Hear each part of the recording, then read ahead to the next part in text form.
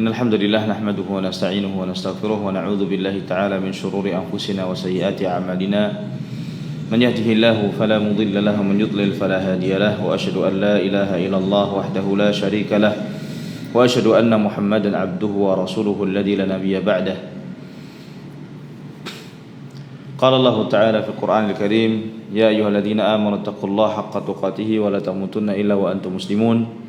Wa qala ta'ala ya ayyuhan nasu taqu rabbakum alladzi khalaqakum min nafsin wahidah wa khalaqa minha zawjaha wa bassa minhuma rijalan katsiran wa nisaa'a wattaqullaha alladzi tasaaluna bihi wal arham innallaha kana 'alaykum raqiba. Wa ya ayyuhalladzina amanu taqullaha wa qulu qawlan sadida yuslih lakum a'malakum wa yaghfir lakum dhunubakum wa may yuti'illaha wa rasulahu faqad faza fawzan 'azima. Amma ba'd. Fa inna asdaqal hadits kitabullah wa khairal huda huda nabiyyina Muhammad sallallahu alaihi wasallam wa syarrul umur muhdatsatuha fa inna kulla muhdatsatin bid'ah wa kulla bid'atin dhalalah wa kulla dhalalatin finnar. Amma ba'd. Ikhwan dan akhwat yang dirahmati oleh Allah, alhamdulillah kita bersyukur kepada Allah Subhanahu wa taala pada sore hari ini kita dipertemukan di tempat yang mulia ini untuk mempelajari ayat-ayat Allah dan juga sunnah-sunnah Rasul sallallahu alaihi wasallam. Dan insyaallah pada sore hari ini kita akan membahas tentang sebuah tema, yaitu hakikat menuntut ilmu agama. Tentunya kita semua tahu bahwasannya agama Islam adalah merupakan agama yang diturunkan oleh Allah SWT dari langit.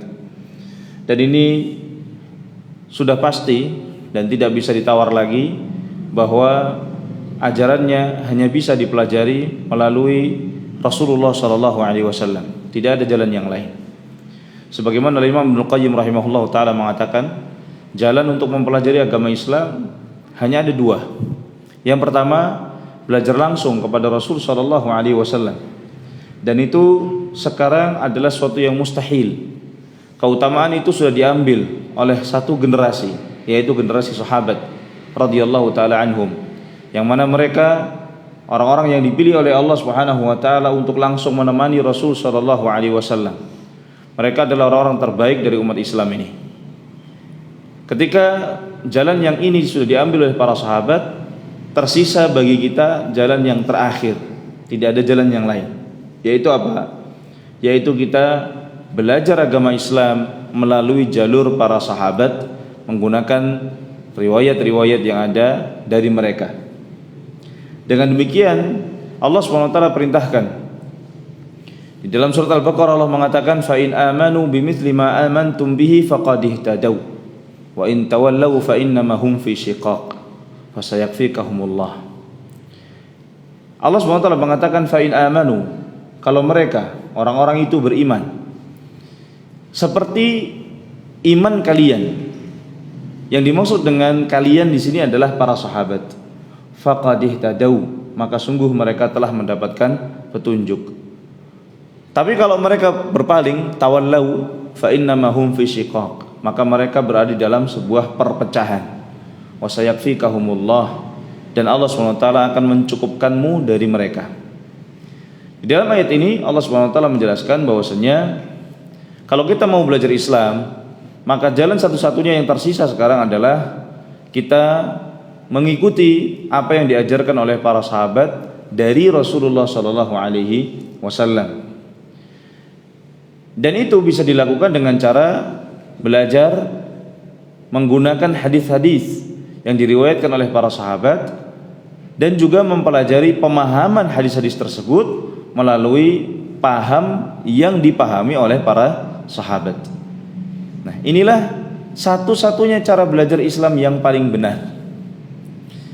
Namun tidak semua orang diberikan kesempatan untuk belajar agama Islam dengan sumber yang otentik langsung seperti ini. Bahkan mungkin banyak dari kita kesulitan. Oleh karenanya kita juga dianjurkan untuk belajar agama Islam melalui para ulama kita. Kalau kita tidak mampu untuk belajar langsung dari sumbernya, makanya di dalam Al-Usul Ats-Tsalatsah, Syekh Muhammad bin Abdul Wahhab rahimahullahu taala mengatakan, i'lam rahimakallah annahu yajibu alaina ta'allumu arba'i masail. Ketahuilah semoga Allah merahmatimu, kata beliau, bahwasanya wajib bagi kita mempelajari 4 perkara. Perkara yang pertama, beliau mengatakan al-ilmu. Yang pertama adalah ilmu. Kemudian beliau mendefinisikan ilmu bukan dengan definisi apa itu ilmu, tapi beliau mendefinisikan ilmu dengan ilmu apa yang paling penting, ilmu apa yang paling harus diprioritaskan untuk dipelajari. Beliau menyebutkan yang pertama al-ilmu. Apa itu ilmu? Beliau mengatakan ma'rifatullah wa ma'rifatu nabiyhi wa ma'rifatu dinil Islam bil adillah, yaitu mengenal Allah yang pertama. Yang kedua mengenal Nabi Muhammad sallallahu alaihi wasallam, dan yang ketiga ma'rifatu dinil Islam, mengenal agama Islam bil adillah, menggunakan dalil-dalilnya. Yang kedua wal amalu bihi, mengamalkan ilmu itu. Yang ketiga wad da'watu ilaih, mendakwahkan atau mengajak orang untuk mempelajari ilmu ini. Dan yang keempat as-sabru 'alal adza fi, bersabar atas gangguan di dalam 3 perkara tadi. Bersabar dalam menuntut ilmu, bersabar dalam mengamalkan ilmu, dan bersabar dalam mendakwahkan ilmu tersebut. Nah, di sini kalau kita mau menjadi orang yang langsung bisa belajar kepada Al-Quran dan hadis, ya, maka itu adalah tingkatan yang paling utama, ya, level yang paling tinggi.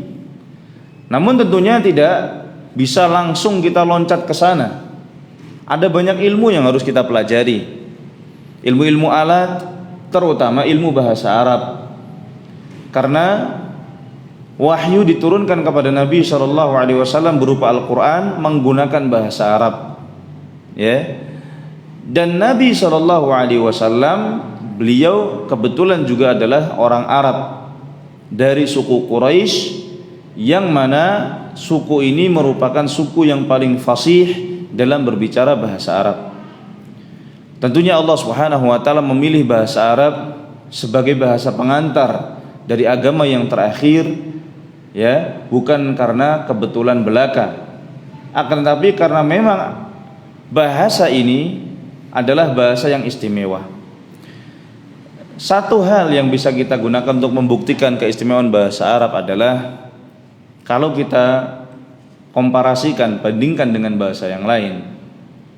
Dengan cara begini, kita katakan bahasa mana yang literasinya masih bisa dibaca, ya, sampai 100-200 tahun ke belakang. Maka jawabannya nggak ada. Bahasa Inggris pun nggak ada, ya. Bahkan mungkin kalau kita baca buku yang menggunakan bahasa Inggris 50 tahun ke belakang, kita sudah kesulitan. Bahasa Jawa kita juga kesulitan, padahal kita orang Jawa, ya. Kita tidak menulis dengan hono coroko yang ada itu. Membaca juga tidak bisa. Nah, bahkan bahasa Indonesia sendiri nggak usah jauh-jauh, ya. Kita baca misalkan tulisannya Buya Hamka dengan bahasa beliau Melayu, kita juga kesulitan.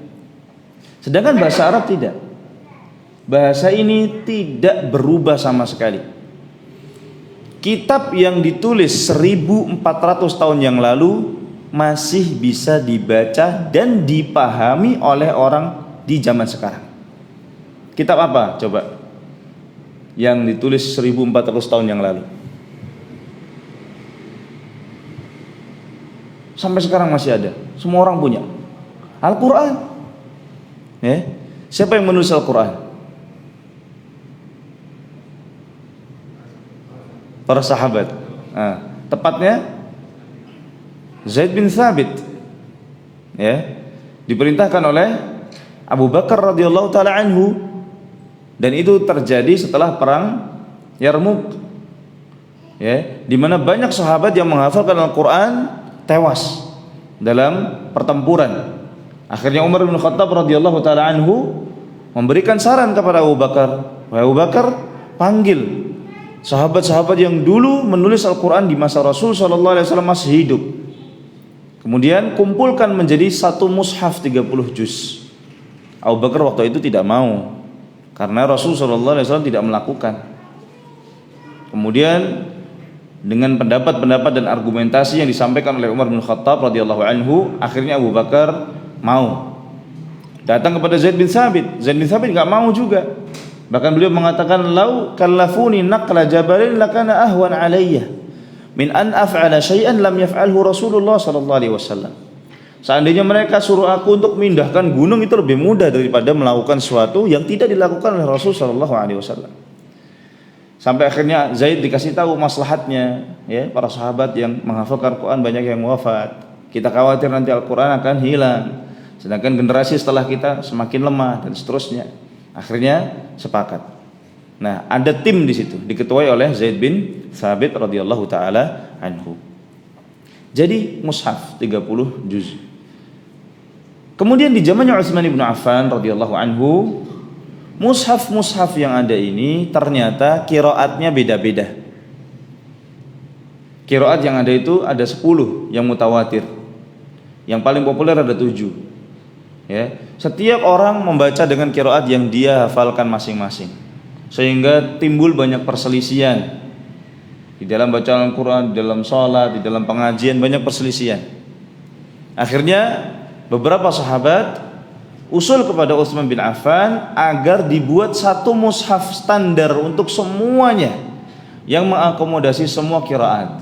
Akhirnya Utsman menarik semua mushaf yang beredar dan mengambil mushaf yang dulu ditulis oleh Abu Bakar, disimpan oleh Hafsah radhiyallahu anha, dan dibuatlah satu mushaf, ya, sampai zaman kita sekarang mushaf namanya, atau mushaf induk. Yang lain dibakar oleh Utsman bin Affan supaya tidak ada lagi perselisihan dan dicetak secara massal, ya, dikopi. Nah, Al-Quran ini sampai sekarang bisa kita baca, maknanya juga sama, tidak berubah sama sekali, dan bisa dimengerti oleh orang-orang yang ada di zaman sekarang. Dan ini tidak ada di bahasa yang lain. Sehingga pemilihan bahasa Arab untuk menjadi pengantar bahasa Al-Quran dan hadis atau bahasa Islam adalah memang disengaja oleh Allah Subhanahu wa ta'ala. Maka belajar bahasa Arab adalah syarat utama yang tidak bisa ditinggalkan untuk orang-orang yang ingin belajar ilmu agama langsung dari sumbernya, yaitu Al-Quran dan hadis-hadis Nabi SAW atau fatwa-fatwanya para sahabat radhiyallahu taala anhum. Jika tidak, kita pengen jadi pelajar yang biasa-biasa saja, yang tidak terlalu intensif dalam belajar ilmu agama, ya, maka kita bisa belajar melalui para ulama yang mereka sudah belajar langsung melalui Al-Quran dan Sunnah. Ya, minimalnya 3 poin yang disebutkan tadi kita pelajari dan kita ilmui. Apa saja? Yang pertama, mengenal Allah Subhanahu wa ta'ala. Yang kedua, mengenal Rasulullah sallallahu alaihi wasallam. Yang ketiga, mengenal agama Islam beserta dalil-dalilnya. Tentunya ketika kita belajar 3 poin ini, ya, ini adalah 3 poin utama yang dipilih oleh para ulama sebagai syarat minimal, karena memang 3-tiganya akan ditanyakan ketika kita wafat nanti. Ketika kita wafat, kita akan dibangunkan oleh malaikat Munkar dan Nakir dan ditanya 3 perkara ini. Yang pertama, man rabbuka wa ma dinuka wa man nabiyuka. Jadi pertanyaan ini harus dijawab oleh setiap orang, maupun dia kafir ataupun muslim, ditanya 3 pertanyaan ini. Dan bukan hanya dengan belajar secara akademik kita bisa menjawabnya, tapi harus diimani baru kita bisa menjawabnya. Karena orang-orang kafir secara logika, ya, misalkan di zaman Nabi SAW banyak yang kenal Nabi Muhammad SAW, ya, bahkan mungkin saudaranya Nabi SAW, tapi Nabi katakan orang kafir nggak bisa jawab. Ya, yang bisa menjawab hanya orang yang beriman. Nah, mengenal Allah Subhanahu wa ta'ala ini adalah yang pertama dan merupakan rukun iman yang pertama. Sebagaimana dalam hadis yang diriwayatkan dari Abdullah bin Umar radhiyallahu taala anhu, beliau mengatakan Rasulullah SAW bersabda, buniyal Islamu ala khamsin. Rukun Islam yang pertama adalah syahadat la ilaha illallah wa anna Muhammadan Rasulullah.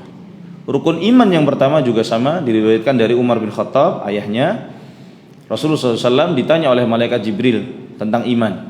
Akhbirni anil iman, kabarkan kepadaku tentang iman. Maka Rasulullah SAW mengatakan, al-imanu an tu'mina billahi wa malaikatihi wa kutubihi wa rusulihi wal yaumil akhir wa tu'mina bil qadari khairihi wa syarrihi. Iman adalah engkau beriman kepada Allah, para malaikat, kitab-kitab, para rasul, hari akhir, dan takdir yang baik ataupun yang buruk. Sehingga iman kepada Allah ada di rukun yang pertama, baik itu di rukun iman ataupun rukun Islam. Nah, apabila kita membahas tentang iman kepada Allah Subhanahu wa taala, apa saja sih yang harus kita pelajari? Nah, kalau kita bahas apa saja yang dipelajari, maka para ulama telah membuat kategori. Ya, mereka membagi, zaman dulu ada yang menjadi dua, tauhid ada dua. Kemudian zaman sekarang ini ada yang membaginya menjadi tiga, ya. Dan dua ataupun tiga sama saja. Ini hanya istilah, tidak perlu didebatkan. Ada yang maunya dua aja, maunya tiga aja, ya tidak masalah. Ini adalah istilah. Sebagaimana kita belajar salat misalkan, syarat salat ada berapa? Kewajiban salat ada berapa? Itu di zaman Rasulullah SAW tidak dibatasi kan? Dibatasi oleh ulama-ulama yang datang setelahnya untuk memudahkan supaya masyarakat lebih mudah untuk belajar dan mengingat tentang ajaran-ajaran agama Islam. Kita ambil yang tiga, yang paling populer. Apa tiga tauhid itu? Yang pertama, kita wajib mempelajari tauhid, mengesahkan Allah SWT secara rububiyah. Apa itu rububiyah? Yaitu kita wajib mempelajari tauhid yang berhubungan dengan penguasaan Allah SWT terhadap alam semesta. Bahwasanya Allah SWT adalah Rabbul Alamin, Tuhan semesta alam.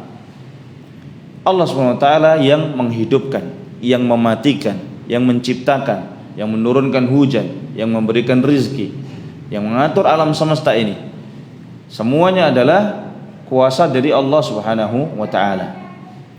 Yang kedua adalah tauhid uluhiyah, atau disebut juga oleh para ulama tauhid ibadah.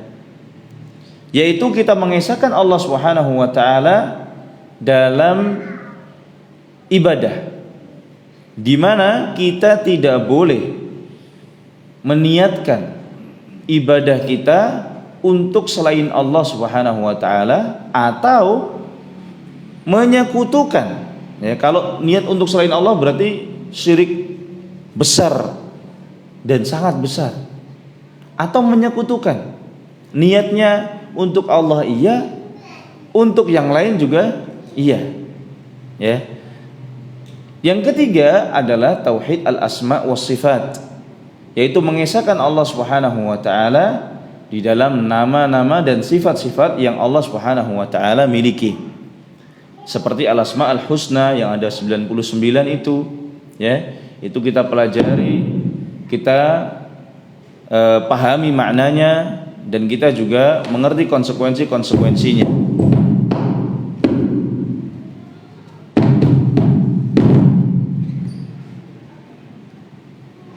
Nah, ini adalah secara umum tentang tauhid, yaitu mengesahkan Allah Subhanahu wa taala. Dan tauhid yang paling penting yang menjadi pembeda antara orang Islam dan orang kafir, yang menjadi bahan dakwahnya Rasul sallallahu alaihi wasallam adalah yang kedua, yaitu tauhid uluhiyah, yaitu mengesahkan Allah Subhanahu wa taala dalam hal ibadah. Adapun tauhid rububiyah, dulu orang-orang kafir Quraisy juga mengakui yang memberi rezeki itu Allah, Yang menciptakan langit bumi Allah. Banyak ayat yang Nabi SAW diperintahkan untuk bertanya kepada orang-orang kafir Quraisy. Wala in sa'altahum man khalaqas samawati wal arda la yaqulunna Allah. Kalau kamu tanya kepada mereka, siapa yang menciptakan langit dan bumi? Niscaya mereka akan mengatakan Allah. Jadi dia tahu. Mereka tahu orang-orang kafir itu yang menciptakan adalah Allah. Yang memberi rezeki Allah. Terus kenapa menyembah berhala? Mereka menjawab, "Ma na'buduhum illa liyuqarribuna ila Allahi zulfa." Kami tidak menyembah berhala-berhala itu atau tuhan-tuhan yang lain itu kecuali untuk mendekatkan kami kepada Allah sedekat-dekatnya. Artinya mereka punya keyakinan bahwa diri mereka itu tidak berhak untuk langsung minta kepada Allah. Mereka butuh mediasi untuk menengahi antara mereka dengan Allah Subhanahu wa taala. Adapun Islam mengajarkan kita untuk langsung minta kepada Allah. Berdoa langsung berdoa kepada Allah. Ya, tidak perlu perantara. Dan perantara itu di dalam agama Islam dianggap sebagai perbuatan musyrik. Ya, itu adalah kemusyrikan. Karena kita menyekutukan Allah dengan tuhan-tuhan yang lain itu. Entah itu bentuknya patung atau pohon atau gunung atau bulan atau matahari atau perapatan, ya, atau laut atau apapun itu. Ya. Intinya nggak boleh kita minta kepada benda-benda itu, apalagi bermediasi, karena mereka tidak bisa mengantarkan kita kepada Allah Subhanahu wa taala. Nah, itulah yang didakwakan oleh Rasul sallallahu alaihi wasallam. Dan tauhid ini oleh Rasul sallallahu alaihi wasallam dijadikan syarat orang masuk Islam. Dan mereka orang-orang Quraisy paham betul kalau mereka mengucapkan la ilaha illallah, konsekuensinya mereka harus mengisahkan Allah dan meninggalkan berhala yang ada. Karena makna la ilaha illallah adalah tidak ada Tuhan yang benar kecuali Allah. Konsekuensinya ya menyembah ibadah harus hanya kepada Allah SWT saja. Oleh karena itu orang-orang Quraisy waktu itu berat untuk mengucapkan la ilaha illallah, karena keyakinan yang sudah dilakoni oleh masyarakat adalah mereka punya banyak Tuhan. Namun alhamdulillah dengan kegigihan Rasulullah SAW, dengan keteguhan dakwah Rasulullah SAW, ya sedikit demi sedikit orang-orang itu mengenal agama Islam.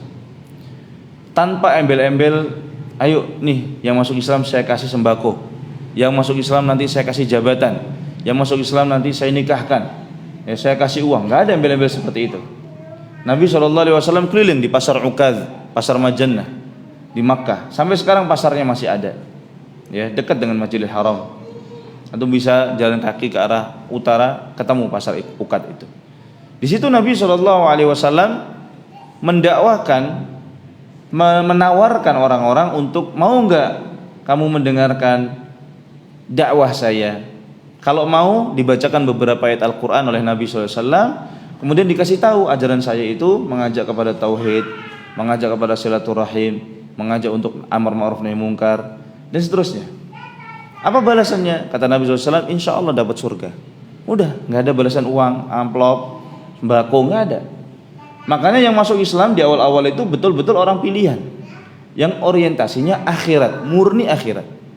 Tidak ada keinginan mereka untuk berjaya di dunia dengan agama Islam, itu nggak ada. Sampai datang orang-orang Madinah yang mereka sudah mendengar kabar akan muncul Nabi terakhir. Dari mana mereka dengar? Dari orang-orang Yahudi. Ya, sebagaimana Allah katakan dalam surah Al-Baqarah, "Walamma ja'ahum kitabun min indillahi musaddiqan lima ma'ahum wa kanu min qablu yastaftihuna 'ala alladziina kafaru falamma ja'ahum ma 'arafu bih." Dan ketika datang kepada mereka orang-orang Yahudi itu kitab, maksudnya Al-Quran dari Allah Subhanahu wa taala yang membenarkan ajaran mereka, ya, ternyata mereka tidak mau mengenali Nabi sallallahu alaihi wasallam. Kafaru bih. Justru mereka mengingkari Nabi Muhammad sallallahu alaihi wasallam. Karena mereka berharap Nabi itu muncul dari bangsa mereka, dari Bani Israel, ya, bukan dari keturunannya Ismail. Nah, orang-orang Madinah yang setiap hari diancam oleh orang-orang Yahudi, mereka kan mengancam, yastaftihuna 'ala alladziina kafaru, mengancam orang-orang yang kafir bahwa kalau nabi terakhir muncul kami akan ikut dia dan kami akan taklukkan kalian semuanya.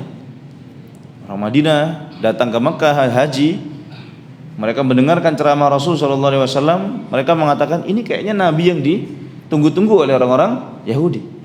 Mereka mengatakan jangan sampai orang-orang Yahudi mendahului kita, ya, kemudian mereka akan mendapatkan keutamaan dari Allah SWT. Kita duluan, 3 orang. Kemudian mereka belajar Islam kepada Rasulullah SAW selama musim haji dan pulang ke Madinah. Dakwah langsung. Boleh nggak dakwah kayak gitu? Boleh. Dakwah itu kewajiban kita semua. Ya, nggak harus lulus kuliah dulu, nggak. Apa yang kita tahu, apa yang kita punya, ajarkan kepada siapapun yang bisa kita ajari.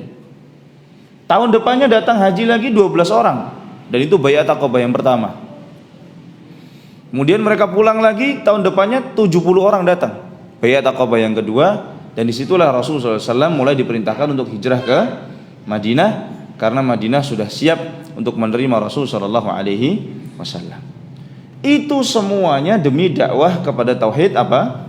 Uluhiyah, yaitu mengesahkan Allah SWT dalam urusan ibadah.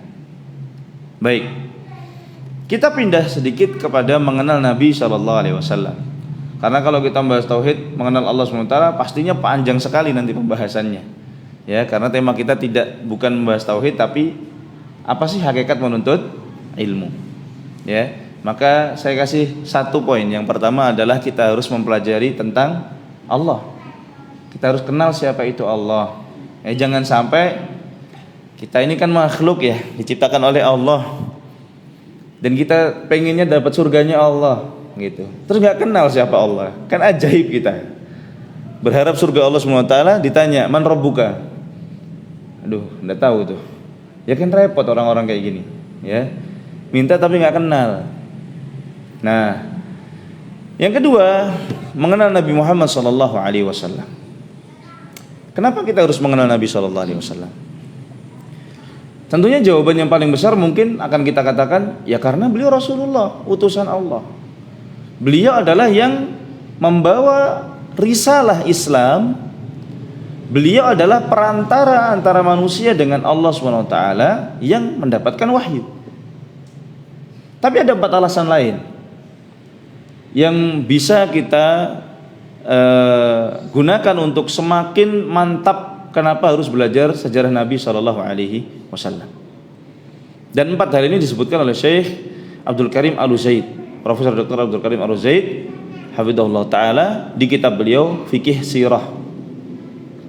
Apa 4 hal itu? Beliau mengatakan, yang pertama, sejarah Nabi SAW itu tarikhiyah, ya, historis dan bersanad. Tidak seperti sejarah-sejarah orang yang lain. Kita di Indonesia ini mengenal banyak legenda-legenda atau dongeng-dongeng.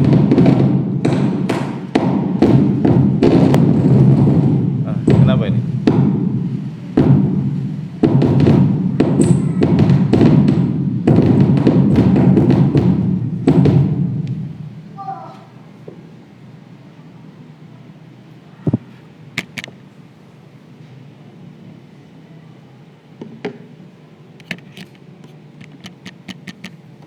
Belum.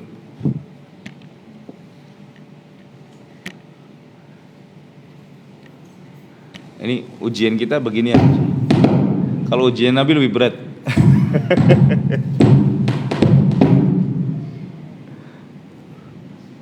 Baik. Enggak apa-apa, kita lanjutkan aja ya. Insya Allah suara saya jelas insya Allah. Nah, ada 4 hal. Yang pertama tadi adalah tarikhiyah. Sejarahnya Nabi SAW itu secara historis bersanad. Di Indonesia ini kita bahkan kisah yang paling populer di Indonesia diajarkan di sekolah-sekolah, di SKI, yaitu kisah Wali Songo. Ya, itu kita nggak punya sanadnya. Secara riwayat itu banyak versi. Ya, banyak versi. Dan yang nulis tentang Wali Songo itu dari buku ke buku yang lain beda-beda. Ya. Ada yang mungkin ceritanya masuk akal, bisa kita benarkan. Ada cerita-cerita yang terlalu dilebih-lebihkan. Ya. Misalkan di Tuban misalkan ada ya Sunan Bonang ya. Tuban itu katanya dulu karena Sunan Bonang ke tengah laut dan mengeluarkan air tawar dari tengah laut, akhirnya dinamakan Tuban, Metu Banyuni. Nah, katanya gitu kan ya. Jadi versinya banyak. Antum matikan ini nggak apa. Nah, kemudian misalkan Sunan Kalijogo, dan ini cerita populer di buku-buku sekolah ada, ya. Beliau itu seperti Robin Hood lah, yaitu beliau itu mengambil harta dari orang-orang kaya dengan cara mengambil tidak minta izin, enggak, bukan sedekah juga, jadi mencuri dari orang-orang kaya untuk disedekahkan kepada orang-orang yang miskin. Dan itu di buku-buku sekolah ada. Ya. Saya dulu ngedit ya, tim edit buku-buku sekolah, dan ini termasuk yang kita diskusikan panjang ini. Apa benar? Ya. Kalau memang Sunan Kalijogo itu kita anggap dulu adalah seorang dai yang membawa Islam, apa benar ini dilakukan oleh beliau? Satu. Kalau misalkan benar, apakah kita terima mentah-mentah? Ya, karena beliau juga nggak maksum, beliau bukan nabi, bukan rasul. Ya. Jadi yang seperti ini sulit untuk diterima. Atau kisah-kisah yang lain di Indonesia banyak juga tuh. Misalkan yang urban legend misalkan ya, tentang Nyi Roro Kidul misalkan. Ada lagi di Sumatera Barat misalkan Malin Kundang, ya. Di Jawa Barat ada Tangkuban Parahu dan lain-lain, ya. Nggak bisa kita buktikan, ya, nggak ilmiah. Sedangkan sejarah Nabi SAW, antum bisa buka kitabnya Muhammad ibnu Ishaq, kitab sejarah Nabi yang paling gede, itu semuanya bersanad lengkap, bisa dipertanggungjawabkan secara otentik. Nah, ini yang membuat kita harus belajar sejarah Nabi SAW. Yang kedua, sejarah Nabi SAW juga kamilah, sempurna. Bahkan sejak sebelum beliau lahir sudah ada ceritanya lengkap. Bahkan dalam Al-Quran disebutkan surat Al-Fil tentang bagaimana si Abraha itu yang dia iri kepada orang-orang Quraisy karena semua orang Arab kalau haji ke Mekah, dia bikin gereja besar di Yaman, dikasih nama Kulainis, saking tingginya, dari kata Qalansuah. Ya, kata Ibnu Katsir, kenapa dinamakan Kulainis? Karena orang kalau ngelihat ke atas pecinya jatuh, saking tingginya. Nah, terdengar kabar bahwasanya Abraha ini pengen memindahkan haji ke Yaman. Makanya orang-orang Quraisy yang anak-anak mudanya yang bandel-bandel, ya, nggak terima, datang ke Yaman, dikotorin itu gereja itu. Ya. Setelah ketahuan, Abraham marah dan dia ingin menghancurkan Ka'bah, bawa tentara gajah. Dan singkat ceritanya, ya, ketemu dengan Abdul Muttalib. Dia ambil unta-untanya Abdul Muttalib. Abdul Muttalib cuma minta kembalikan unta saya. Enggak bicara tentang Ka'bah sama sekali Abdul Muttalib. Di situ Abraham merasa kecewa. Saya kira kamu pimpinan yang baik, akan membela agama kamu. Ternyata kamu kesini cuma minta unta. Kata Abdul Muttalib apa? Ana rabbul ibil, walil ka'bati rabbuha sayahmiha. Saya cuma pengembala unta. Ka'bah punya Tuhan sendiri yang akan melindungi Ka'bah. Nah, itu semacam ancaman ya dari Abdul Muttalib bahwasanya kalau kamu urusan dengan Ka'bah, urusannya bukan dengan saya lagi, tapi dengan Allah Subhanahu wa taala. Dan dia perintahkan semua orang Makkah untuk naik ke bukit. Karena mereka tahu perkara yang buruk akan terjadi. Dan di situ Allah Subhanahu wa taala kirimkan tayran ababil, ya, burung yang berbondong-bondong. Ababil itu sifat Artinya berbondong-bondong, bukan nama burung. Nah setelah itu Rasulullah SAW lahir. Kalau kita mau buat timeline dari tahun ke tahun itu bisa sampai beliau wafat umur 63 tahun, itu semua ceritanya ada lengkap. Ya, tidak ada satu fase dari kehidupan beliau yang hilang. Yang ketiga, sejarah Nabi SAW itu syamilah. Syamilah artinya mencakup. Mencakup apa? Mencakup hampir semua aspek kehidupan. Rasulullah SAW lahir dalam kondisi yatim.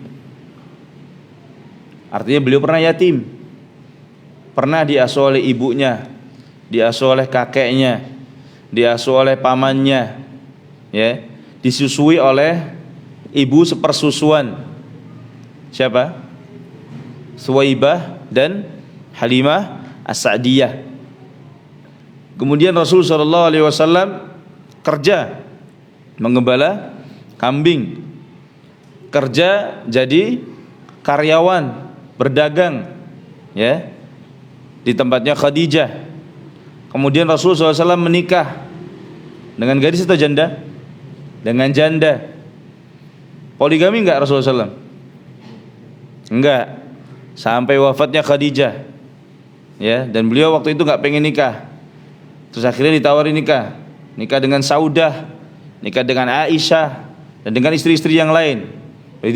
Beliau itu pernah nikah dengan satu istri sampai wafat istrinya. Pernah jadi duda, pernah, ya, pernah nikah lagi, pernah poligami. Punya anak, punya. Anak beliau laki-laki dan perempuan ada semua. Anaknya wafat pernah, ya. Rasulullah SAW pernah miskin, pernah, sering. Kaya pernah.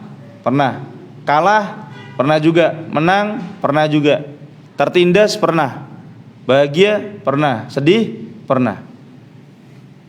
Ini artinya apa? Beliau itu betul-betul dipilih oleh Allah, dijadikan apa? Qudwah, panutan. Jadi antum mengalami apa, mau bersikap seperti apa, lihat aja ke sejarah Nabi SAW, ada semua.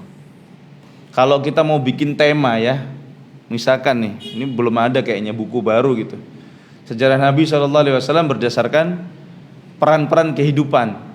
Ya, itu menarik juga, bisa jadi buku itu, ya. Rasulullah ketika kaya, Rasulullah ketika miskin, Rasulullah ketika kalah, Rasulullah ketika menang, Rasulullah ketika jadi ayah, Rasulullah ketika jadi guru, ya. Rasulullah SAW ketika jadi panglima misalkan, ya, semuanya itu bisa jadi artikel-artikel yang menarik itu kalau kita tulis itu. Ya, saya nggak tahu, belum ada kayaknya buku model seperti itu. Dan itu kan menarik, ya. Sehingga saya sedang sedih nih sebagai seorang muslim. Apa yang saya lakukan ketika sedih? Ya lihat, ketika Rasulullah SAW sedih apa? Rasulullah SAW ngeluh. Boleh nggak ngeluh? Boleh. Tapi ngeluh sama siapa? Ngeluh sama Allah Subhanahu Wa Taala. Beliau berdoa, Allahumma inni ashku ilaika dha'fa quwwati wa qillata hilati. Ya Allah, aku mengeluhkan kepadamu lemahnya kekuatanku dan sedikitnya usahaku. Nah, jadi ngeluhnya sama Allah Subhanahu Wa Taala. Nggak ngeluh di sini, ya, jadi konsumsi publik. Di sini, aduh sedih. Anak-anak zaman sekarang gitu kan, lemes, belum disemangatin fulan. Ya, kemudian dapat apa gitu, upload, kena apa ya Allah, labil ya. Nah, Rasulullah SAW bahagia, ya apa yang beliau lakukan? Ya bersyukur. Beliau dapat uang, apa yang beliau lakukan? Berbagi, begitu. Pernah kelaparan Rasulullah SAW itu pernah, ya ikhwah, nggak punya makanan sama sekali, ya. Beliau keluar malam-malam, ketemu Abu Bakar. Abu Bakar kelaparan juga, iya. Apa yang bikin kamu keluar, wahai Abu Bakar? Lapar, nggak ada makanan di rumah. Terus jalan ada Umar ketemu. Kenapa keluar malam-malam? Lapar juga, nggak ada makanan di rumah. Nah, udah gini aja deh. Ana biasanya ada sahabat yang suka ngasih ana makanan, kata Rasulullah. Kita pergi ke sana, ya. Nah, itu datang ke situ, disiapkan makan oleh sahabat tersebut. Diambilkan kurma yang baru masak pohon, ya, disembelihkan kambing, kemudian makan. Dan di situ ada edukasinya. Rasulullah nggak asal makan-makan aja. Ketika dihidangkan, beliau mengatakan latus alunna an hada, atau latus alunna anin naim. Kalian akan ditanya nanti tentang semua kenikmatan yang pernah kalian nikmati di dunia. Kemudian beliau bungkuskan sepotong daging, tolong kirimkan kepada Fatimah, 3 hari belum makan. Nah, itu keluarganya Rasul Shallallahu Alaihi Wasallam. Nah, kita pernah kelaparan? Pernah. Ngapain? Ngeluh, ngemis? Enggak, ya. Contoh Rasul Shallallahu Alaihi Wasallam sabar, ya. Dan disitulah indahnya, sempurnanya Rasul Shallallahu Alaihi Wasallam sebagai seorang panutan, sebagai seorang qudwah, uswah. Makanya kita disuruh nyontoh beliau. Laqad kana lakum fi Rasulillahi uswatun hasanah. Sungguh telah ada pada diri Rasul Shallallahu Alaihi Wasallam bagi kalian suri tauladan yang baik. Yang keempat, yang membuat kita harus belajar sunnah Rasul Shallallahu Alaihi Wasallam atau sejarah Rasul Shallallahu Alaihi Wasallam adalah karena sejarah beliau bukan cuma teori, tapi praktek. Praktek kepada apa? Kepada ajaran yang beliau bawa. Rasul Shallallahu Alaihi Wasallam tidak hanya seperti motivator yang Masya Allah pandai berbicara, ya, tapi kalau kita tanya, Bapak sudah mengamalkan? Belum. Kalau Rasulullah enggak, semuanya sudah beliau alami itu. Ya, sehingga sejarah Nabi Shallallahu Alaihi Wasallam itu adalah tatbiq, sebagai praktek penerapan dari ajaran yang beliau ajarkan dari wahyu. Jadi bukan cuma teori, tapi juga apa? Praktek langsung, dicontohkan langsung oleh Rasul Shallallahu Alaihi Wasallam. Jadi ini 4 hal kenapa kita harus belajar sejarah Nabi Muhammad Shallallahu Alaihi Wasallam. Ya, kadang-kadang kita pengen bisnis sukses gitu, kita nonton siapa? Motivator, ya kan? Kenapa nggak contoh Rasulullah Shallallahu Alaihi Wasallam? Nah, kita suka mendengarkan cerita-cerita orang yang sukses, ya kan? Kita suka mendengarkan cerita-cerita orang yang sukses dalam berdagang, dalam berumah tangga, ya, atau dalam memimpin negara. Padahal di dalam diri Rasulullah SAW itu ada semua itu. Tadi pagi kita bahas tentang bagaimana Rasulullah SAW berkeluarga, ya kan? Bagaimana Rasulullah mendidik, bagaimana Rasulullah SAW jadi panglima perang, itu ada semua, ya. Maka nggak usah jauh-jauh. Sebagai orang Islam, kita nomor 1 yang harus dikenal adalah siapa itu Nabi Muhammad Shallallahu Alaihi Wasallam. Jangan sampai kita kenal orang lain, cinta orang lain mendahului cinta kita kepada Nabi kita Muhammad Shallallahu Alaihi Wasallam. Umar bin Khattab pernah ngomong begini, ya Rasulullah, la anta ahabbu ilayya min kulli syai' illa min nafsi. Ya Rasulullah, Anda itu saya cintai melebihi segala sesuatu kecuali diri saya sendiri. Apa kata Rasulullah SAW? La ya ibnul Khattab hatta min nafsik. Tidak demikian wahai ibnul Khattab, sampai kamu mencintaiku lebih dari dirimu sendiri. Kemudian Umar meralat ucapannya. Beliau mengatakan, la anta ahabbu ilayya min kulli syai' hatta min nafsi. Engkau lebih saya cintai dari segala sesuatu, bahkan diri saya sendiri. Maka Rasulullah SAW mengatakan, al-an ya ibnul Khattab. Nah, sekarang kamu baru benar cintanya wahai ibnul Khattab. Jadi kadang-kadang kita nggak bisa mencintai seseorang kalau nggak kenal. Makanya kenali siapa Rasul Shallallahu Alaihi Wasallam. Ya, Insya Allah kalau antum baca sejarah beliau pasti antum akan cinta kepada beliau. Nggak mungkin nggak ada orang kayak beliau. Taib. Poin yang ketiga, 3 balik lagi, habis 4 3. 3 yang dari mana ini? Dari ilmu, ya, yaitu agama Islam dengan dalil. Nah, ini panjang ini kalau kita bahas. Kita mengenal agama Islam dengan dalil. Islam itu apa sih? Secara umum, Islam itu adalah sebagaimana yang diajarkan oleh Nabi Muhammad ketika ditanya oleh malaikat Jibril. dalam hadis yang diriwayatkan oleh Imam Muslim, dan ini adalah hadis pertama dalam Sahih Muslim dari sahabat Umar bin Khattab radhiyallahu anhu, beliau mengatakan, "Bainama nahnu julusun 'inda Rasulillah sallallahu alaihi wasallam." Ketika kami sedang duduk-duduk bersama Rasul sallallahu alaihi wasallam, ittala'a 'alaina rajulun shadidu bayadhi thiyab, shadidu sawadi sya'r, la yura 'alaihi atharu safar wa la ya'rifuhu minna ahad. Bajunya sangat putih bersih, rambutnya hitam legam, tidak terlihat bekas-bekas safar, tapi nggak ada yang kenal. Ini aneh. Hatta jalasa ila Nabi sallallahu alaihi wasallam. Kemudian dia duduk mendekat kepada Nabi sallallahu alaihi wasallam, fa asnada rukbatayhi ila rukbatayhi. Mendekatkan kedua lututnya, ditempelkan dengan lututnya Nabi sallallahu alaihi wasallam. Wa wada'a kaffayhi ala fakhidayhi. Kemudian dia letakkan kedua tangannya di atas pahanya. Nah, ini para ulama bahas, pahanya siapa? Pahanya Nabi apa pahanya dia sendiri? Ada yang mengatakan pahanya sendiri karena dia pengen belajar. Ada yang mengatakan enggak, pahanya Nabi. Karena malaikat Jibril waktu itu menyamar jadi orang Badui. Dan itu yang dikuatkan oleh Ibnu Hajar Al-Asqalani rahimahullah. Apa yang membuktikan dia nyamar jadi orang Badui? Karena dia manggilnya bukan ya Rasulullah, ya Muhammad. Enggak ada seorang sahabat pun yang berani bilang ya Muhammad. Ya. Jadi seakan-akan biar kelihatan baduinya. Semakin menarik perhatian para sahabat. Akhbirni 'anil Islam. Kabarkan kepadaku apa itu Islam. Diajari rukun Islam oleh Rasulullah SAW. Al-Islamu an tasyhada an la ilaha illallah wa anna Muhammadar Rasulullah wa tuqima shalah wa tu'tiya zakah wa tasuma Ramadan wa tahujjal bait in istata'ta ilaihi sabila. Kamu syahadat la ilaha illallah Muhammad Rasulullah, salat, zakat, puasa, haji. Dia bilang apa? Shadaqta, kamu benar.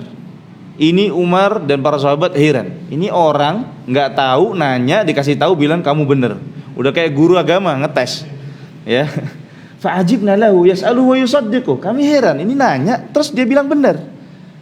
Makin penasaran, ini siapa orang ini? Nanya lagi dia. Qala fa akhbirni 'anil iman. Kalau begitu kabarkan apa itu iman. Dia mengatakan, Rasulullah SAW mengatakan, al-imanu an tu'mina billah wa malaikatihi wa kutubihi wa rusulihi wa yaumil akhir wa tu'mina bil qadari khairihi wa syarrihi. Kamu beriman kepada Allah, malaikat, kitab-kitab, rasul-rasul, hari akhir dan takdir yang baik ataupun yang buruk. Kemudian dia tanya lagi, fa akhbirni 'anil ihsan. Kabarkan kepadaku apa itu ihsan. Ini level Islam tertinggi. Jadi level Islam yang paling bawah itu rukun Islam, amalan-amalan zahir, kemudian amalan-amalan batin, dan yang paling tinggi ihsan. Apa itu ihsan? Rasulullah SAW mengatakan, anta'budallaha ka'annaka tarahu wa illam takun tarahu fa innahu yaraka. Kamu beribadah kepada Allah seakan-akan engkau bisa melihat Allah Subhanahu wa taala. Tapi kalau kamu enggak bisa, maka ketahuilah Allah selalu melihatmu.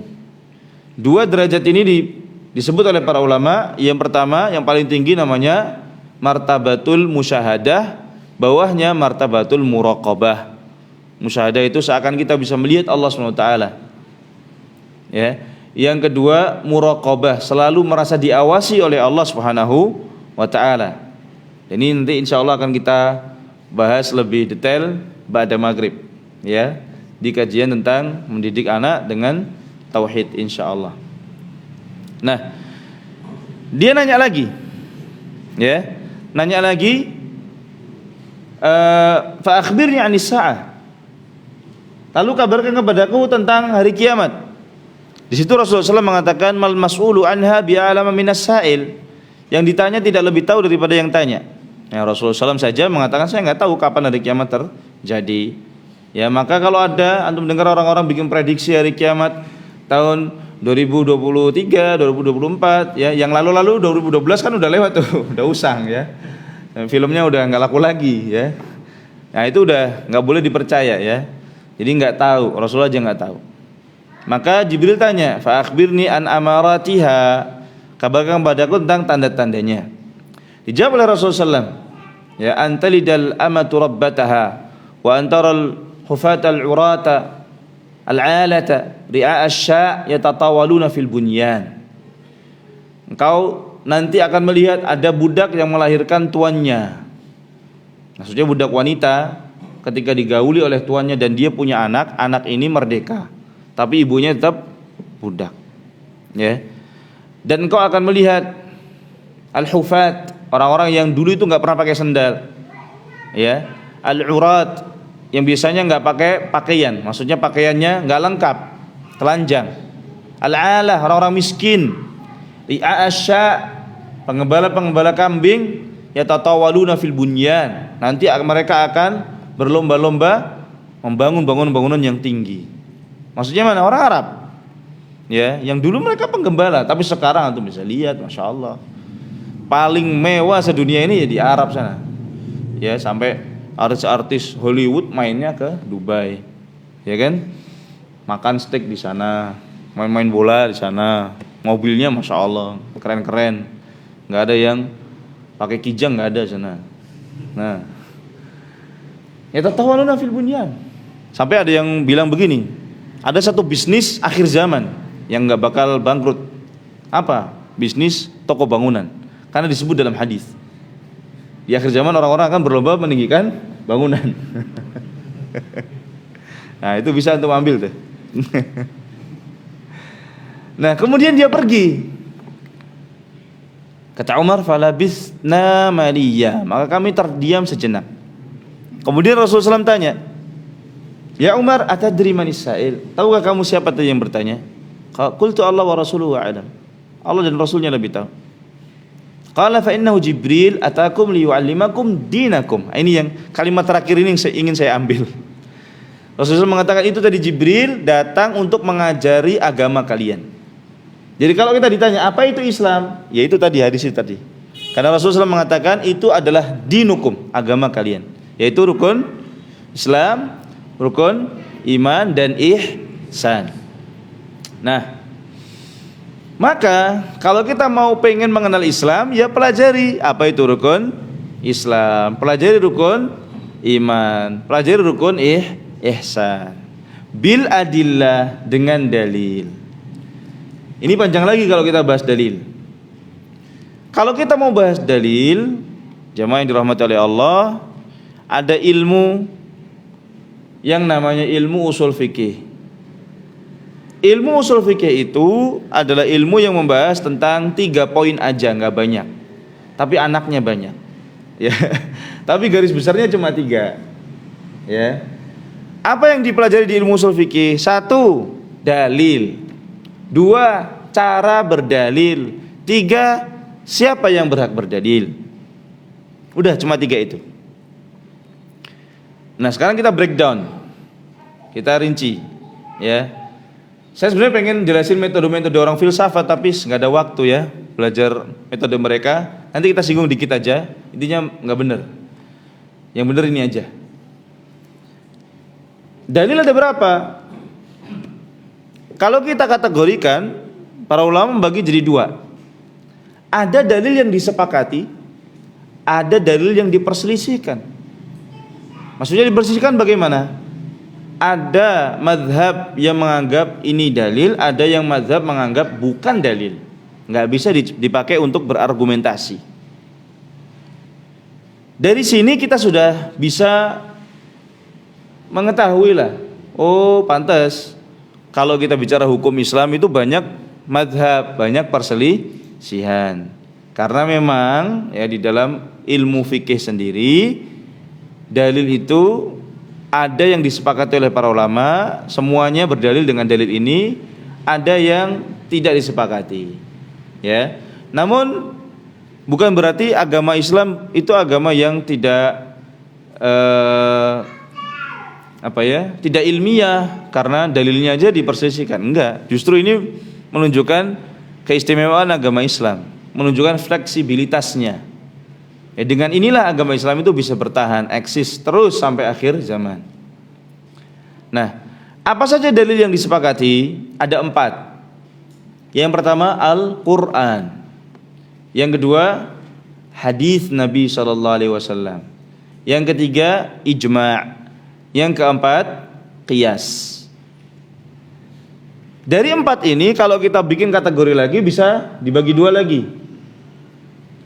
Apa itu? Yang pertama dalil yang tekstual. Tekstual bukan berarti kita pahami secara harfiah atau letterlek, enggak. Maksud saya ada teksnya, ada literasinya, ya, yaitu Al-Quran dan hadis. Dan inilah yang harus pakai bahasa Arab tadi. Nggak mungkin orang bisa memahami Al-Quran dan hadis tanpa menggunakan bahasa Arab. Ya, kalau ada orang yang nggak bisa bahasa Arab, terus berani-berani bawa Al-Quran, bawa hadis, ini dosa besar. Ya, ini dosa besar. Bahkan sekelas Abu Bakar saja, beliau kalau ditanya tafsir, yang nggak berani sembarangan, ya. Padahal dia orang Quraisy, dia alim, dia khalifah gitu. Ya, tapi untuk menafsirkan sebuah ayat atau hadis nggak berani sembarangan. Jadi bahasa Arab itu mutlak, nggak bisa ditawar di situ. Kemudian yang non teks itu ijma' dan qiyas. Ijma' itu apa sih? Ijma' adalah konsensus, kesepakatan ulama dalam hukum syar'i. Ya, jadi kalau ada ulama Islam bicara tentang matematika nggak diterima. Ulama Islam bicara tentang arsitektur nggak diterima. Tapi kalau bicara hukum Islam harus diterima. Sebagaimana ulama non agama bicara tentang agama nggak diterima juga. Ya, tapi sayangnya Islam itu sekarang murah. Bahkan orang-orang bangkrut berani nawar. Ya, kalau kita beli HP aja yang gambarnya apel di belakang itu, kita tahu harganya mahal tuh. Oh, 27 juta tuh. Orang yang duitnya 2 juta, 3 juta nggak berani nawar itu. Iya kan? Nggak berani. Nanya harganya udah tahu dia, mahal itu. Tapi Islam enggak, Pak. Lebih murah. Orang-orang yang nggak punya modal ini berani bicara tentang agama Islam. Sekolah Islam nggak pernah. Ya, Quran nggak hafal. Hadis nggak ngerti. Jangan arba'in, isrin aja nggak tahu dia. Asyarah juga nggak tahu. Khamsah juga nggak tahu hadis. Ya, tapi berani bicara tentang Islam, masya Allah, fasih kalau udah bicara. Menurut saya, siapa ente? Menurut saya, ya, ulama, bukan. Ya, tapi udah bilang menurut saya. Kita kalau ngomong begitu di kedokteran aja diketawain orang. Mau ngomong begitu tentang peternakan aja diketawain orang, nggak berani kita. Tapi kalau tentang Islam, tentang akhirat, masya Allah berani. Seakan-akan punya otoritas tertinggi di dalam berbicara tentang agama Islam. Nah, ini nggak boleh, ya. Harus belajar ilmu usul fikih dulu. Yang kedua, dalil-dalil yang diperselisihkan ulama. Di antaranya, ana sebutkan contoh-contohnya saja. Ucapan sahabat, fatwa sahabat. Ini ada ulama yang memakai fatwa sahabat sebagai dalil, ada yang enggak.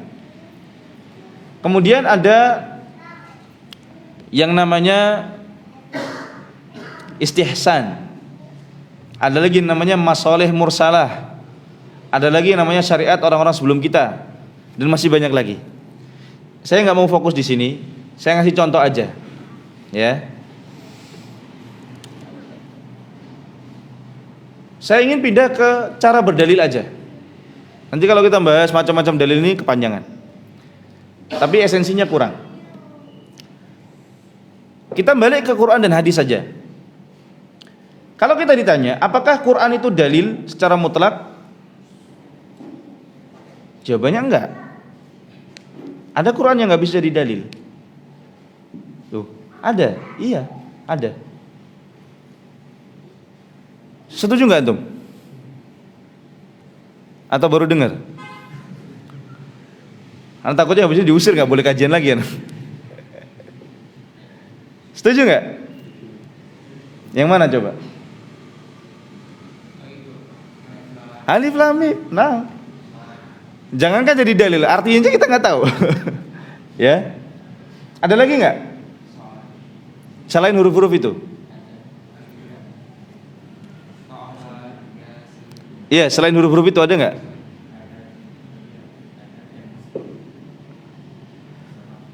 Ayat-ayat yang masih samar.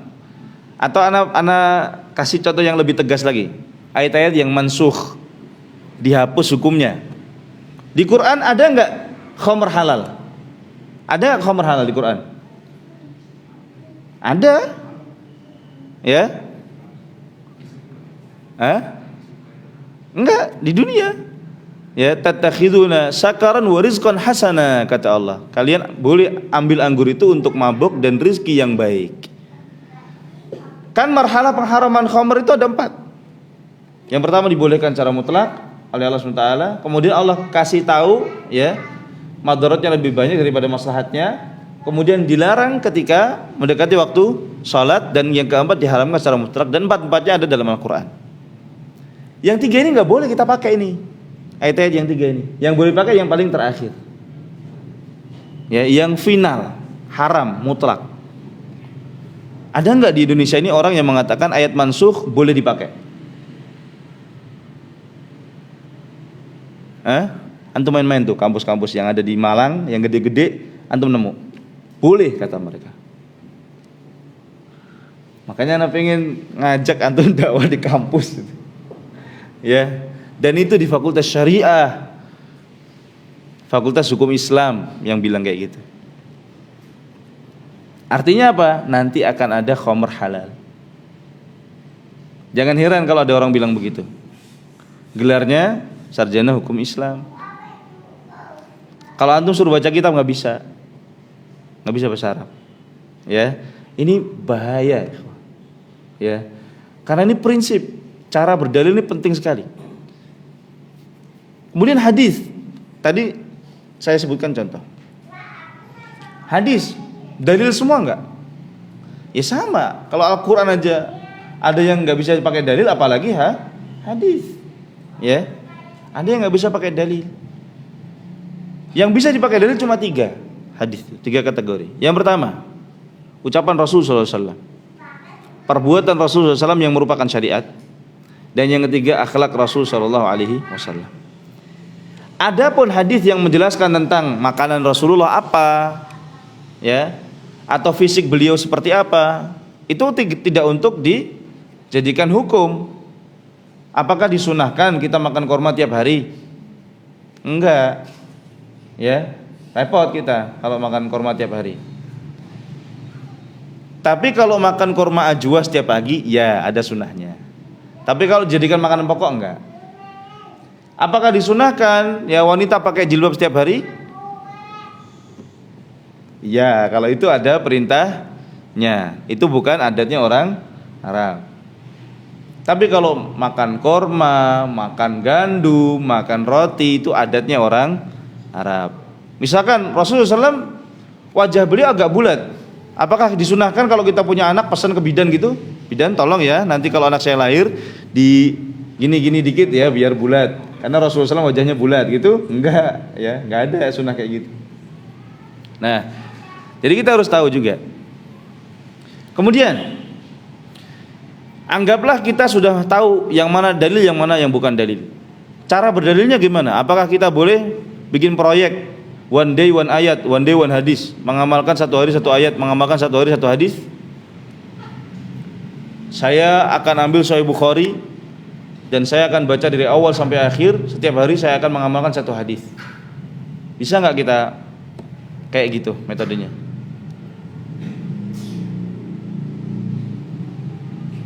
Ini orang awam banyak yang nggak tahu. Dan anak khawatir semangat kembali kepada sunnah nanti dianggap seperti ini. Nggak bisa ya ikhwah. Ya nggak bisa. Sebagaimana kita tahu, salat itu adalah kumpulan dari banyak hadis, banyak ayat, baru bisa kita amalkan. Harus dikumpulkan dulu. Ada syarat-syarat sahnya salat, ada rukun-rukun salat, ada kewajiban salat, ada waktu salat, ada pembatal salat, ada sunnah-sunnahnya, ada yang makruh. Nah, baru bisa kita amalkan. Dan itu melihat kepada dalil secara komprehensif, tidak secara parsial. Paham? Ya. Jadi kalau mau menyimpulkan sebuah hukum itu harus melihat dalil-dalil secara lengkap. Parsial nggak bisa. Nah, makanya orang awam itu diwajibkan untuk taklid kepada ulama. Taklid dalam artian bukan taklid buta ya. Cari ulama yang terpercaya, antum tanya, dijawab, ya udah amalkan. Simple. Kalau antum pengen naik level, antum jadi ulamanya. Tapi capek. Ya, harus banyak berkorban. Jangan maunya santai-santai. Enggak bisa. Nah, ini adalah hakikat menuntut ilmu. Siapa yang bisa berdalil, menggunakan dalil-dalil tadi? Jawabannya adalah seorang mujtahid. Mujtahid. Dia disebut sebagai ulama mujtahid yang bisa langsung menyimpulkan hukum-hukum itu dari dalil. Tentunya mujtahid juga bertingkat-tingkat. Ada mujtahid mutlak seperti imam-imam mazhab yang ada. Yang paling tua kita sebut, yang paling terkenal sekarang dari 4 mazhab, Abu Hanifah, wafat tahun 150 Hijriah. Kemudian Imam Malik bin Anas rahimahullah, wafat tahun 179 Hijriah. Kemudian Imam Syafi'i wafat 204 Hijriah. Kemudian Imam Ahmad, ya, 240-an Hijriah. Nah, itu mereka itu disebut dengan istilah mujtahid mutlak karena mereka betul-betul mampu, ya, untuk berdalil dalam semua masalah. Ya, karena memang mereka sudah menguasai semuanya. Ya, Al-Qur'an mereka rata-rata umur 7 sampai 12 tahun sudah hafal. Dan hafalannya bukan hafalan ecek-ecek yang kalau kita tanya antum hafal Quran, ya pernah hafal. Dites bisa tes? Enggak. Mereka benar-benar hafal. Mau antum tes maju mundur, tengah ke belakang, belakang ke tengah, bisa semuanya. Ya. Dan hadis mereka juga hafal banyak. Nah, ada mujtahid yang levelnya di bawah itu, di bawah lagi ada. Ada mujtahid dalam satu cabang ilmu aja juga ada. Ya, apalagi zaman sekarang, antum tahu kuliah kan kita cuma ngambil satu jurusan. Ini jurusan syariah, ini jurusan hadis, ini jurusan tafsir, ya, nggak kayak zaman dulu. Nah, selain SDM-nya zaman sekarang juga sudah susah, ya, ulama juga sedikit, ya, nggak kayak zaman dulu. Ya, intinya semakin jauh zaman dari zaman Rasul SAW semakin buruk. Ya, bukan semakin baik. Nah, itulah hakikat tentang belajar agama Islam. Bisa dipahami atau saya ulangi dari awal, saya simpulkan. Padat sekali ya. Nah, jadi intinya belajar agama Islam itu harus melalui wahyu. Karena Rasul SAW diajari dengan wahyu. Kemudian dikasih wahyu berupa Al-Quran dan hadis. Dan cara belajarnya cuma ada 2, langsung kepada Nabi atau melalui sahabat. Ya, langsung kepada Nabi sudah tutup jalannya, udah nggak ada. Kalau ada orang ngaku ketemu Nabi, mimpi Nabi, udah jangan percaya, bohong semua itu. Bahkan syekhnya Thariqat, Syekh Abdul Qadir Jailani, ketika beliau melihat ada cahaya di langit, ya, kemudian dia ngomong, ya Abdul Qadir, innani ana rabbuk, aku adalah Tuhanmu. Qad ahlaltu lakal muharramat wa wada'tu ankal wajibat. Saya halalkan yang haram, saya gugurkan kewajiban atasmu. Apa kata Syekh Abdul Qadir Jailani? Ikhsa ya la'in falan ta'du qadrak. Pergilah wahai makhluk laknat, kamu tidak akan melampaui batasanmu. Terus cahayanya nanya, bagaimana kamu tahu saya adalah iblis, adalah syaitan? Ya, Allah enggak mungkin menghalalkan yang haram dan menggugurkan kewajiban karena wahyu telah terputus setelah wafatnya Rasul sallallahu alaihi wasallam. Nah, kemudian si setan ini bilang apa? Kamu selamat, tapi banyak orang-orang yang kebatinan saya sesatkan. Karena mereka cari apa? Cari apa? Karomah. Ya, bukan cari istiqomah. Cari kesaktian yang aneh-aneh. Makanya senang kalau ada ini nih, dapat nih. Wali ini sebentar lagi. Ya, ada cahaya datang, udah ini. Bentar lagi jadi wali. Lah, Syekh Abdul Qadir Jailani, dia orang sufi, orang tarekat, tapi dia juga ulama besar dari mazhab Hambali. Ya, dia adalah gurunya Al-Imam Ibnu Qudamah Al-Maqdisi, dia juga gurunya Al-Imam Abdul Ghani Al-Maqdisi. Ya. Jadi beliau guru besar di dalam fikih mazhab Hambali. Jadi bukan sekedar kebatinan, tasawuf, tapi dia juga seorang ulama yang mumpuni, makanya enggak tertipu dengan godaan syaitan. Taib. Atau yang mau beragama dengan metode-metodenya orang-orang filsafat ya. Ini juga tidak bisa kita benarkan. Mungkin antum lebih paham lah tentang metode-metode orang-orang filsafat. Kalau antum kuliah di luar pasti diajari tentang filsafat, ilmu ya, dan itu materi wajib di kampus-kampus zaman sekarang. Mulai dari filsafatnya Plato ya, Aristoteles yang menggunakan teori relativitas, teori apa lagi? Yang konkret itu apa kalau Aristoteles tuh? Pokoknya dia lawannya Plato lah gitu. Yang satu bilang idealis, yang satu apa namanya? Pokoknya harus ada bendanya itu. Ya itu lupa namanya. Ya dulu pernah belajar. Mereka itu satu kekurangan mereka, yaitu apa? Pakai akal. Ya padahal akal manusia itu terbatas dan akalnya orang zaman sekarang dan orang zaman dulu kan beda. Ya khoya. Kita aja dulu nggak pernah mikir kok ada barang beginian, HP, ya kan?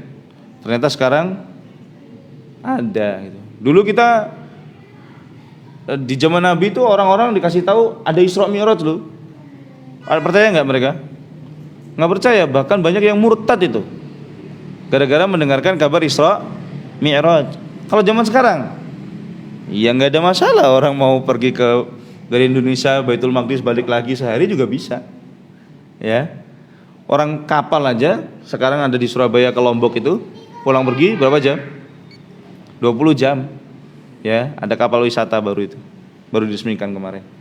Nah, jadi akal kita itu berpikir berdasarkan apa yang pernah jadi pengalaman dia.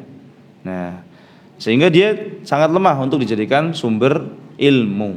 Ya, makanya teori-teorinya ya sangat absurd ya.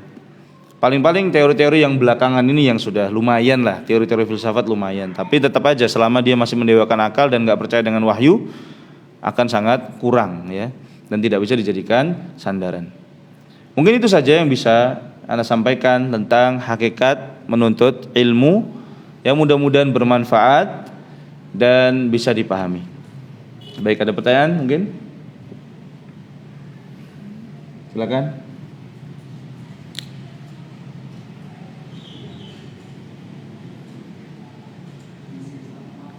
Nah, jangan sungkan-sungkan, foto.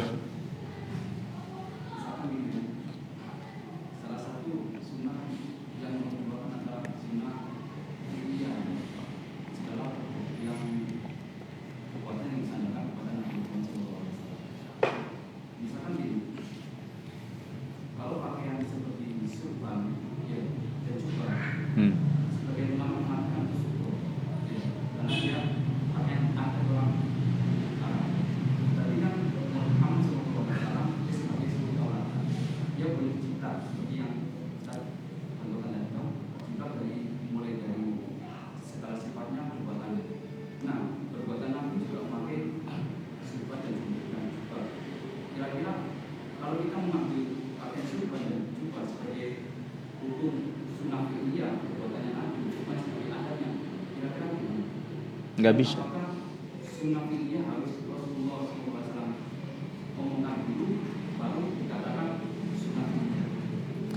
Nah, jadi perbuatan Rasul Shallallahu Alaihi Wasallam itu nanti kalau kita belajar ilmu ushul fikih dibagi-bagi lagi, ya. Jadi ada perbuatan yang dilakukan oleh Rasul Shallallahu Alaihi Wasallam berdasarkan tabiat beliau sebagai manusia. Satu. Ada perbuatan yang beliau lakukan Shallallahu Alaihi Wasallam berdasarkan adatnya orang Arab. Ada perbuatan yang dilakukan oleh Rasul Shallallahu Alaihi Wasallam ya karena itu adalah syariat. Ya, jadi itu semuanya sudah dibahas oleh para ulama di ilmu ushul fikih. Nah, untuk urusan model pakaian, ya kita nggak bicara sunnah berpakaian dalam artian laki-laki harus pakai penutup kepala. Itu hanya model pakaian. Sorban itu apa? Esensinya apa? Penutup kepala, ya untuk laki-laki. Dan orang Indonesia, misalkan, ya mereka familiar dengan penutup kepala yang peci seperti ini atau peci nasional, ya. Orang Mesir pakai yang warna putih sama merah, ya. Orang Turki punya pecinya sendiri dan seterusnya. Itu tidak masalah. Nah, jubah misalkan, ya jubah Saudi sekarang pun nggak kayak zaman dulu ya, itu juga beda. Nah, ini tidak bisa kita hukumi sunnah dalam artian pakai sorban itu dapat pahala karena sorbannya, lah, ya tidak ada pahala di situ, ya. Jadi yang dapat pahala adalah karena menutup kepalanya. Nah, bahkan sebagian ulama seperti Syekhul Islam Ibnu Taimiyah ya mengatakan itu adalah libasu syuhrah, ya pakaian yang tercela itu, ya. Dan libasu syuhrah itu adalah pakaian yang menyelisihi adat daerah setempat. Entah itu pakaian yang bagus atau yang jelek. Bahkan pakaiannya orang-orang tarekat itu disebut oleh Syekhul Islam Ibnu Taimiyah juga termasuk libasu syuhrah, karena mereka pamer apa? Kekhusyuan. Seakan-akan menunjukkan kami ini ahli ibadah, makanya pakaiannya yang lusuh gitu. Nah, jadi itu wallahu taala a'lam. Nah, fadhil.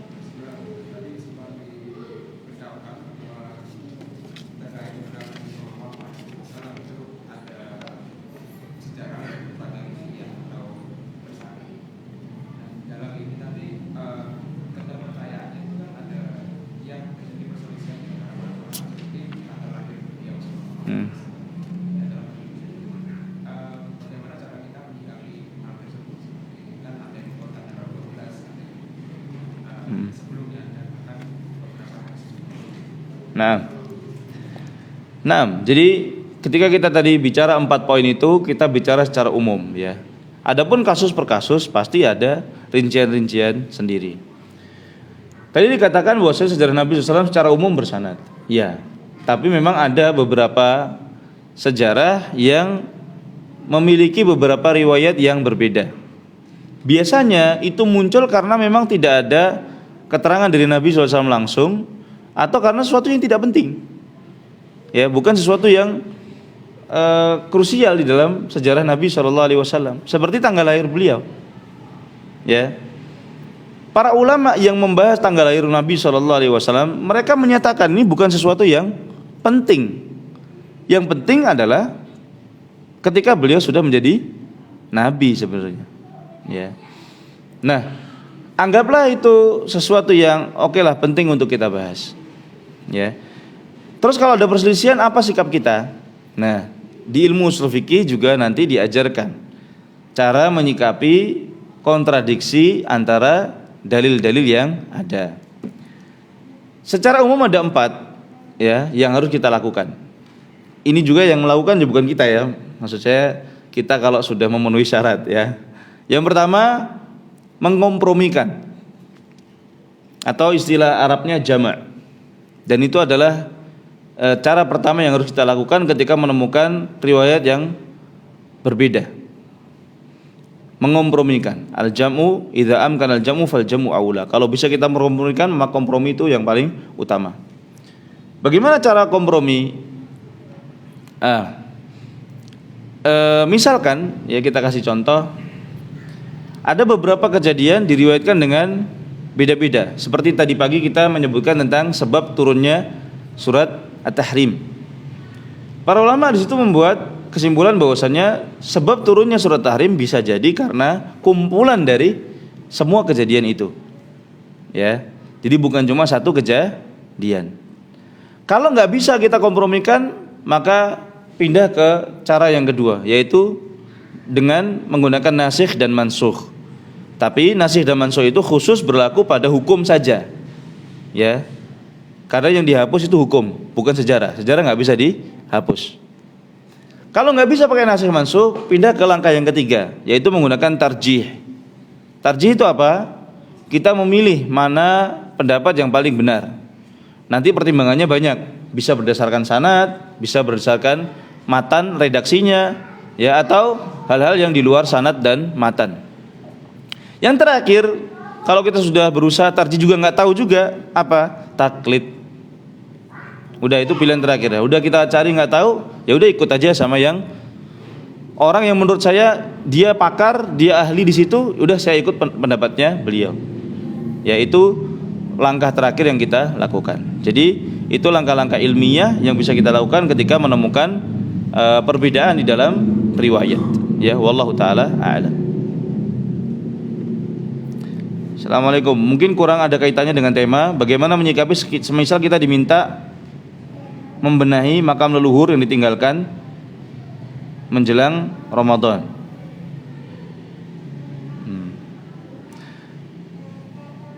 Maksudnya membenahi itu gimana ya? Membenahi makam ini kan konteksnya bisa macam-macam ya. Kalau makamnya itu makam yang ada kemungkarannya, dikijing misalkan, ya nggak boleh dibenahi. Ya, karena membangun makam itu dilarang di dalam syariat Islam. Antum pergi ke Mekah sana, ke Baqi' di Madinah, ya. Ada nggak kuburan yang dilestarikan? Nggak ada. Ya. Bahkan melestarikan kuburan itu bukan adatnya Nabi SAW. Ya. Kalau seandainya kuburan itu dilestarikan, diperbarui, dijaga, maka niscaya yang paling berhak dilestarikan adalah para syuhada. Tapi enggak. Ya enggak dilestarikan oleh Rasulullah SAW. Justru beliau mengatakan kepada Ali bin Abi Thalib, "Wala tada' qabran musyrafan illa sawaitah." Jangan kamu tinggalkan sebuah makam yang ditinggikan kecuali kamu ratakan dengan tanah supaya tidak digunakan untuk sarana-sarana yang tidak diinginkan, ya, untuk hal-hal yang buruk. Maka melestarikan makam itu bukan termasuk dari syariat Islam, dan tidak ada satu dalil pun, ya, yang memerintahkan untuk melestarikan makam. Ya, bahkan praktek yang ada dari zaman ke zaman, makam itu kalau memang lokasinya nggak luas, ya, antum bisa bayangkan di Baqi' itu berapa orang yang meninggal dimakamkan di sana dari zaman dulu sampai sekarang, itu di rolling aja, ya. Kalau sudah habis tulangnya nggak tersisa lagi, ya sudah diganti untuk tempat orang lain, boleh, tidak masalah, ya, nggak harus dilestarikan.